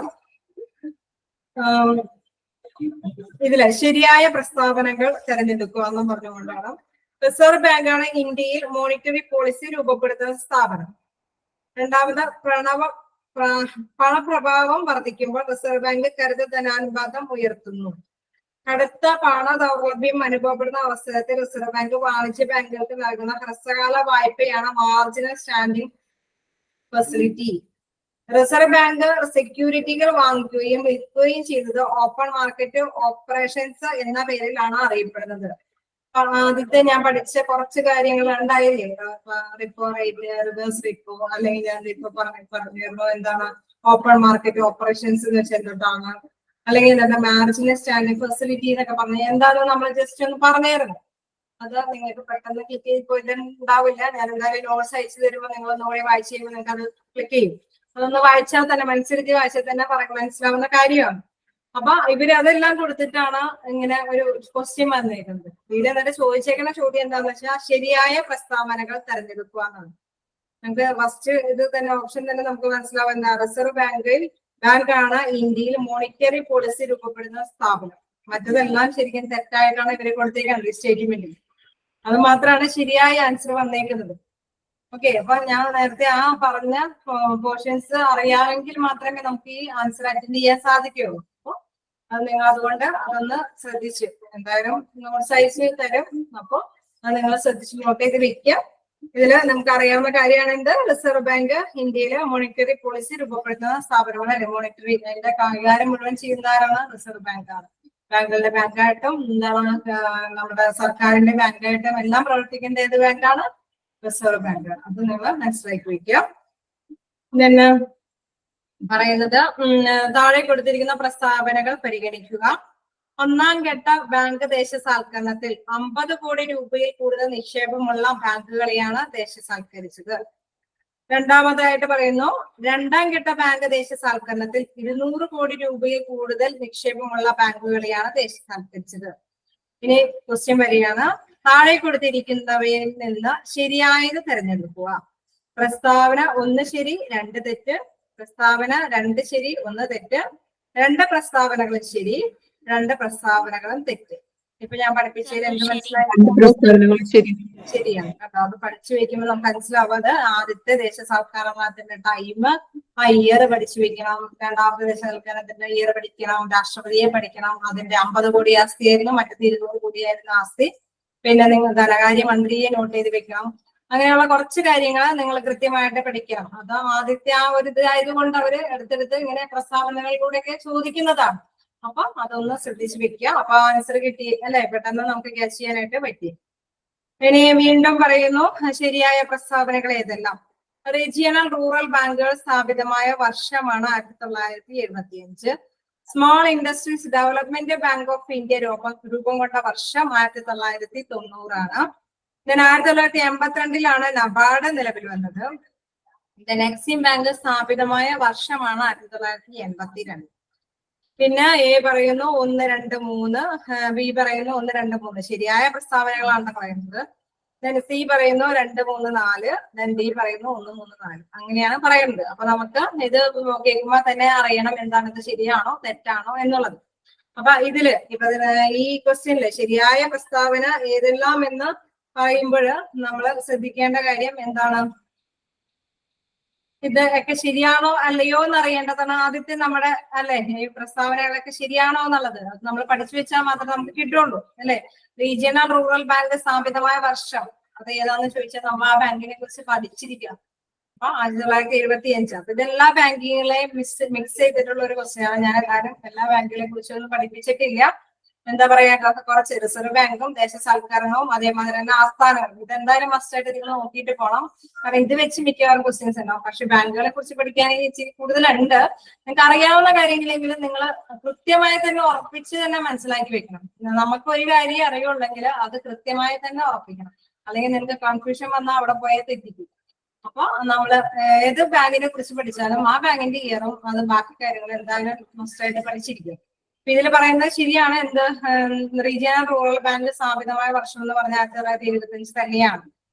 പിന്നെ വീണ്ടും small industries development bank of India രൂപം കൊണ്ട വർഷം അതും 1990 തന്നെയാണ്.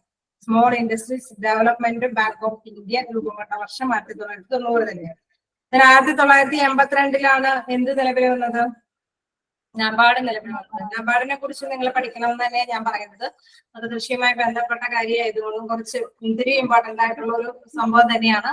നബാർഡിനെ കുറിച്ച് നിങ്ങൾ പഠിച്ചു വെച്ചിരിക്കണം.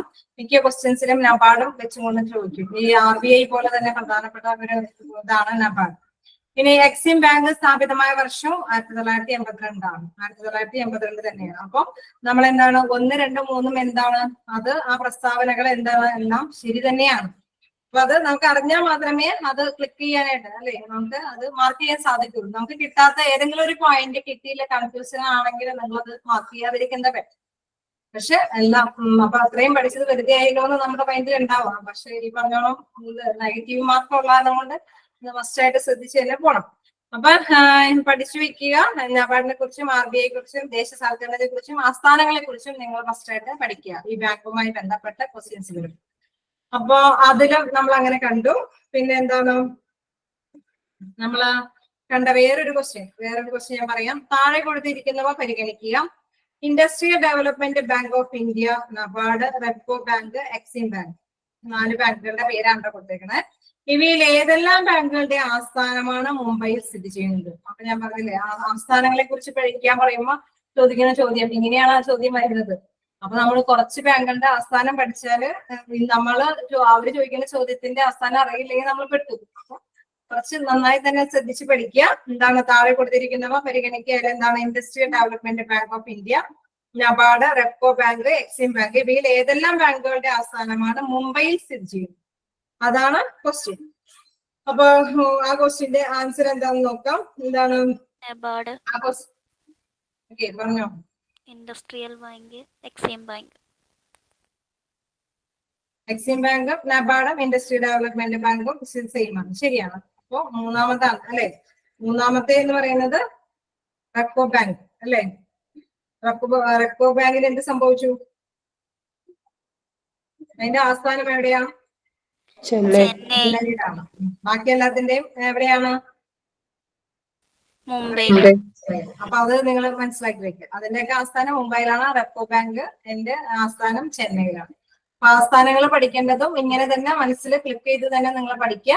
അപ്പൊ എന്താ സംഭവം എന്ന് വെച്ച് കഴിഞ്ഞാൽ ഈ ക്വസ്റ്റ്യൻ വരുമ്പോൾ നമുക്ക് ആൻസർ ചെയ്യാൻ പറ്റും. ഇങ്ങനെയാണ് അതിന്റെ ആസ്ഥാനങ്ങളുടെ കാര്യം ചോദിക്കുന്നത്. ഇനി എന്താ പറയുന്നത് ഇവിടെ ചോദ്യം ചോദിക്കുന്നത് താഴെ കൊടുത്തിരിക്കുന്നവയിൽ റിസർവ് ബാങ്ക് ഓഫ് ഇന്ത്യയുടെ സോണൽ ഓഫീസുകളെ സൂചിപ്പിക്കുന്നത് തിരഞ്ഞെടുക്കുക. സോണലായിട്ടുള്ള ഓഫീസുകളുടെ ഇത് തിരഞ്ഞെടുക്കുക.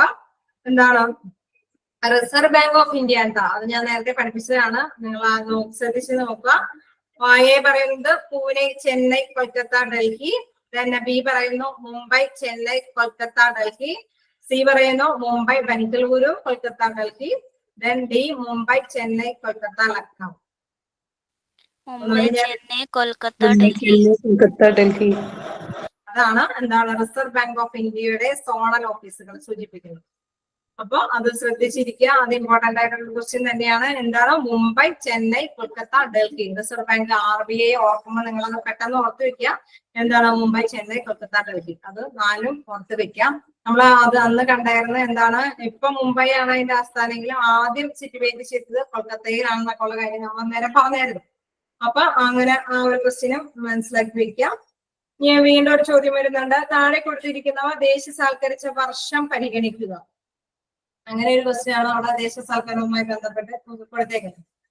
അതിൽ പറയുന്നു ഫസ്റ്റ് വാണിജ്യ ബാങ്കുകൾ, reserve bank, life insurance, general insurance.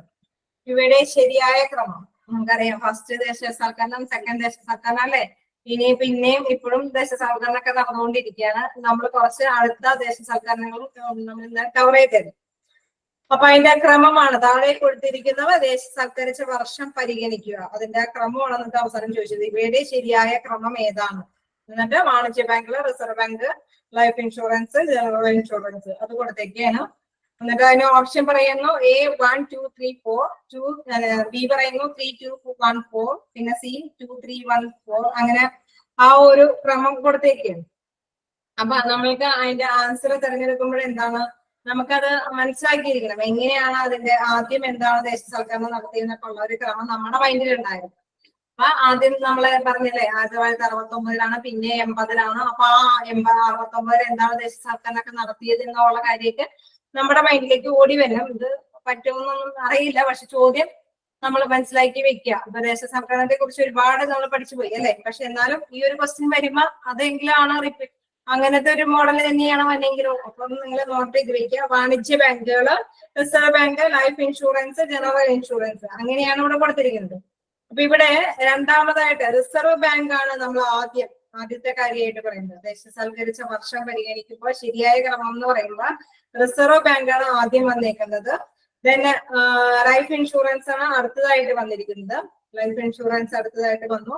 Then വാണിജ്യ ബാങ്കുകൾ, ദെൻ ജനറൽ ഇൻഷുറൻസ്. അപ്പൊ ഇതിന്റെ ക്രമം തെറ്റിച്ചിട്ടൊക്കെ ഉള്ള ഒരു ക്വസ്റ്റ്യൻ തന്നെ തിരികെ വന്നാലോ?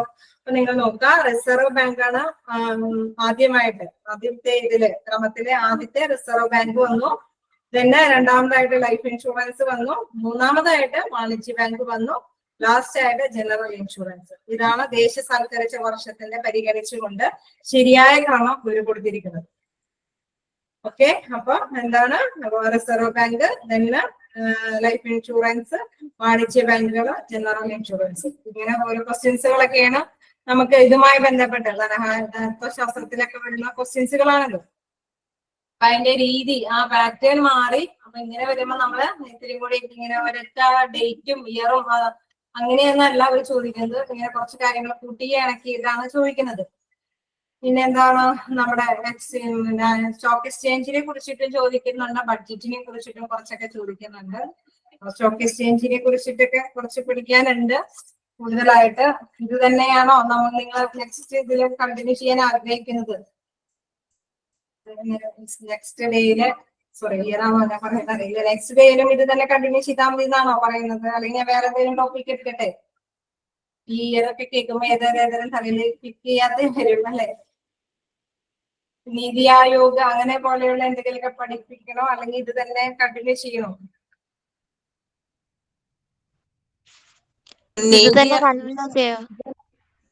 നീതി ആയോഗ് എടുത്തതാ നമുക്ക് സാർ എടുത്തിട്ടുണ്ട്. അത് തന്നെ നമ്മൾ കണ്ടിന്യൂ ചെയ്യും. ഇനി ഇതില് വീണ്ടും ഒരു കാര്യം പറയുന്നുണ്ട്. നമ്മൾ നോക്കാം. ശരിയായ പ്രസ്താവനകൾ ഏതെല്ലാം? എന്തായാലും ഒരു ചെറിയ ടൈം കൂടെ ഉണ്ട്. അപ്പൊ നമ്മൾ ഇനി ഒരു ക്വസ്റ്റ്യൻ കൂടി നോക്കാം. ശരിയായ പ്രസ്താവനകൾ ഏതെല്ലാം എന്ന് പറയുന്നുണ്ട്. വാണിജ്യ ബാങ്ക് തങ്ങളുടെ കൈവശമുള്ള ആകെ ആസ്തിയുടെ ഒരു ഭാഗം നിയമാനുസൃതമായി റിസർവ് ബാങ്കിൽ നിക്ഷേപിക്കണം. ഇത് കരുതൽ ധനാനുപാതം, ക്യാഷ് റിസർവ് റേഷ്യോ എന്ന പേരിൽ അറിയപ്പെടുന്നു. നമ്മളോട് ചോദിച്ചേക്കുന്ന ചോദ്യം എപ്പോഴും നമ്മുടെ തലയിൽ ഉണ്ടാവണം. ശരിയായ പ്രസ്താവന ഏതാണെന്നാണ് ചോദിച്ചേക്കുന്നത്. ആദ്യത്തെ പ്രസ്താവന പറയുകയാണ് വാണിജ്യ ബാങ്കുകൾ തങ്ങളുടെ കൈവശമുള്ള ആകെ ആസ്തികളുടെ ഒരു ഭാഗം നിയമാനുസൃതമായി റിസർവ് ബാങ്കിൽ നിക്ഷേപിക്കണം. ഇത് കരുതൽ ധനാനുപാതം, ക്യാഷ് റിസർവ് റേഷ്യോ എന്ന പേരിൽ അറിയപ്പെടുന്നു. പിന്നെ രണ്ടാമതായിട്ട് എന്താ പറയുന്നത് നോക്കാം. രണ്ടാമതായിട്ട് പറയുന്നത് അത്യുൽപാദന ശേഷിയുള്ള വ്യക്തിനങ്ങൾ വികസിപ്പിച്ച് ഇന്ത്യയിൽ ഹരിത വിപ്ലവത്തിന് ആക്കം കൂട്ടിയ സ്ഥാപനമാണ് ഇന്ത്യൻ അഗ്രികൾച്ചർ റിസർച്ച് ഇൻസ്റ്റിറ്റ്യൂട്ട്. വീണ്ടും അതിലെന്താ പറയുന്നത് വെച്ച് കഴിഞ്ഞാൽ അത്യുൽപാദന ശേഷിയുള്ള വിത്തിനങ്ങൾ വികസിപ്പിച്ച ഇന്ത്യയിൽ ഹരിത വിപ്ലവത്തിന് ആക്കം കൂട്ടിയ സ്ഥാപനമാണ് ഇന്ത്യൻ അഗ്രികൾച്ചർ റിസർച്ച് ഇൻസ്റ്റിറ്റ്യൂട്ട്. ഇത് ഇന്ത്യൻ അഗ്രികൾച്ചർ റിസർച്ച് ഇൻസ്റ്റിറ്റ്യൂട്ടിനെ കുറിച്ച് അവയർനെസ് അതുമായി ബന്ധപ്പെട്ട് പഠിച്ചവർക്ക് മാത്രമേ ഈ സ്റ്റേറ്റ്മെന്റ് ശരിയാണെന്ന് മനസ്സിലാക്കാൻ സാധിക്കുള്ളൂ. അതിൽ പറയുന്നുണ്ട് അത്യുൽപാദന ശേഷിയുള്ള വിത്തിനങ്ങൾ വികസിപ്പിച്ച് ഇന്ത്യയിൽ ഹരിത വിപ്ലവം, അല്ലെ, ഹരിത വിപ്ലവം ഒരു പ്രധാനപ്പെട്ട ടോപ്പിക്കാണ്. അത് നിങ്ങൾ എന്തായാലും പഠിച്ചിട്ടുണ്ടോ? അപ്പൊ അതിൽ പറയുന്ന ഒരു കാര്യമാണിത്. ഈ സെക്യൂരിറ്റി വാങ്ങിക്കൊണ്ട് റിസർവ് ബാങ്ക് വാണിജ്യ ബാങ്കുകൾക്ക് നൽകുന്ന വായ്പയിൽ ഈടാക്കുന്ന പലിശയുടെ നിരക്കിന് റിപ്പോ റേറ്റ് എന്ന് പറയും. സെക്യൂരിറ്റികൾ വാങ്ങിക്കൊണ്ട്, ഇന്ന് ഞാൻ പഠിപ്പിച്ച ടോപ്പിക്കിൽ വരുന്ന ഒരു കാര്യം തന്നെയാണ് ഇത്. സെക്യൂരിറ്റി വാങ്ങിക്കൊണ്ട് റിസർവ് ബാങ്ക് വാണിജ്യ ബാങ്കുകൾക്ക് നൽകുന്ന വായ്പയിൽ ഈടാക്കുന്ന പലിശയുടെ നിരക്കിന് റിപ്പോ നിരക്ക് എന്ന് വിളിക്കുന്നു. ഇനി നാലാമതായിട്ട് പറയുന്നത് ഇംപീരിയൽ ബാങ്ക് ഓഫ് ഇന്ത്യയുടെ സ്ഥാപകനായ ബ്രിട്ടീഷ് സാമ്പത്തിക വിദഗ്ധനാണ് ജോൺ മെയ്നാർഡ് കെയ്ൻസ്. ഇത് വരുമ്പോ നമുക്കാകെ കൺഫ്യൂസ്ഡ് ആവും. ബാക്കിയൊക്കെ നമ്മൾ ഇപ്പൊ ഇത്തിരി കേട്ടതാണ്, അല്ലെ, വലിയ കുഴപ്പമില്ലാണ്ടുള്ള ഇതുകളാണ്. അങ്ങനെയാണല്ലോ അവര് ക്വസ്റ്റ്യൻസ് എപ്പോഴും ഇടുള്ളൂ. ചിലപ്പോൾ ഇതൊന്നും ഇടില്ലായിരിക്കും. ലാസ്റ്റ് വരുന്നതിന് പകരം ഇന്റീരിയർ ബാങ്കിന്റെ ലയനോ എന്തെങ്കിലും കാര്യമായിരിക്കും ചോദിക്കുന്നത്. ഈസി ക്വസ്റ്റ്യൻ ആണെങ്കിൽ നമുക്ക് അപ്പൊ ആ ഒരു പോയിന്റ് മാറ്റിയിട്ട് നമുക്ക് എളുപ്പമുള്ള ഒരു പോയിന്റ് തരും. ഇതില് നിങ്ങൾ ആൻസർ ഒന്ന് പറഞ്ഞു നോക്കാമോ? ഏതാണ് നാലും ശരിയാണോ, നാലും ഇതിൽ ഏതാണ് തെറ്റ് വന്നത് എന്ന് പറയാമോ? ഞാൻ ഒന്നും കൂടി ഓപ്ഷൻസ് വായിക്കാം. ശരിയായ പ്രസ്താവനയാണ് ചോദിച്ചേക്കുന്നത്. വാണിജ്യ ബാങ്കുകൾ തങ്ങളുടെ കൈവശമുള്ള ആകെ ആസ്തിയുടെ ഒരു ഭാഗം നിയമാനുസൃതമായി റിസർവ് ബാങ്കിൽ നിക്ഷേപിക്കണം. ഇത് ഹരിത ധനാനുപാതം. അത്യുൽപാദന ശേഷിയുള്ള വിത്തിനങ്ങൾ വികസിപ്പിച്ച് ഇന്ത്യയിൽ ഹരിത വിപ്ലവത്തിന് ആക്കം കൂട്ടിയ സ്ഥാപനമാണ് Indian agriculture research institute. then security വാങ്ങിക്കൊണ്ട് റിസർവ് ബാങ്ക് വാണിജ്യ ബാങ്കുകൾക്ക് നൽകുന്ന വായ്പയിൽ ഈടാക്കുന്ന പലിശയുടെ നിരക്കിന് റിപ്പോ റേറ്റ് എന്ന് വിളിക്കുന്നു. then നാലാമത് പറയുന്നത് ഇംപീരിയൽ ബാങ്ക് ഓഫ് ഇന്ത്യയുടെ സ്ഥാപകനായ ബ്രിട്ടീഷ് സാമ്പത്തിക വിദഗ്ധനാണ് ജോൺ മെയ്നാർഡ് കെയ്ൻസ്. ഇതിലെ ആൻസർ പറഞ്ഞോളൂ. എല്ലാ സ്റ്റേറ്റ്മെന്റ് ശരിയല്ലേ? Yes, good. എല്ലാ സ്റ്റേറ്റ്മെന്റും ശരിയാണ്. അപ്പൊ ആ ലാസ്റ്റ് സ്റ്റേറ്റ്മെന്റിന്റെ ആണെങ്കിലും നിങ്ങൾ അത് കറക്റ്റ് ആയിട്ട് നോട്ട് ചെയ്ത് വെച്ചാൽ നിങ്ങൾക്ക് അറിയാൻ പറ്റും കറക്റ്റ് ആണ്. ഓക്കെ, അപ്പോ നിങ്ങൾ അത് പഠിച്ചു പോവുക. ഇനി നമുക്ക് നെക്സ്റ്റ് ക്ലാസ്സിൽ കാണാം, അല്ലേ? ഉണ്ട്, ഞാൻ സ്റ്റോപ്പ് ചെയ്യാണ്. അപ്പൊ നമുക്ക് നെക്സ്റ്റ് ക്ലാസ്സിൽ കാണാം. Okay, bye. Thank you miss. Thank you miss. Thank you, Miss. Thank you.